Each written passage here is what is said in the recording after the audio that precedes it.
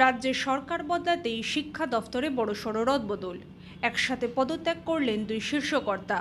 সোমবার পদত্যাগপত্র জমা দিলেন এসএসসি চেয়ারম্যান সিদ্ধার্থ মজুমদার এবং মধ্যশিক্ষা পর্ষদের সভাপতি রামানুজ গঙ্গোপাধ্যায়।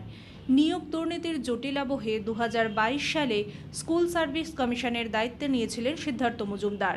চলতি বছরের জানুয়ারিতে তার মেয়াদ শেষ হওয়ার কথা থাকলেও তৎকালীন সরকার তা 6 মাস বৃদ্ধি করেছিলেন। মেয়াদ পূর্ণ হওয়ার আগেই তিনি পদত্যাগপত্র পাঠান। মনে রাখা দরকার, বিগত সরকারের আমলে শিক্ষা নিয়োগে ব্যাপক দুর্নীতির অভিযোগ উঠেছিল।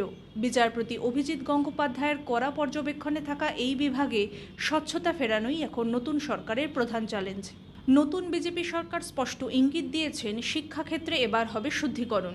শুধু পদত্যাগ নয়, জেলা প্রাথমিক শিক্ষা সংসদ সহ বিভিন্ন স্তরে যাদের মেয়াদ শেষ হয়েছে তাদের সরিয়ে নতুন এবং যোগ্য মুখ্য আনার প্রক্রিয়াও শুরু হয়ে গেছে।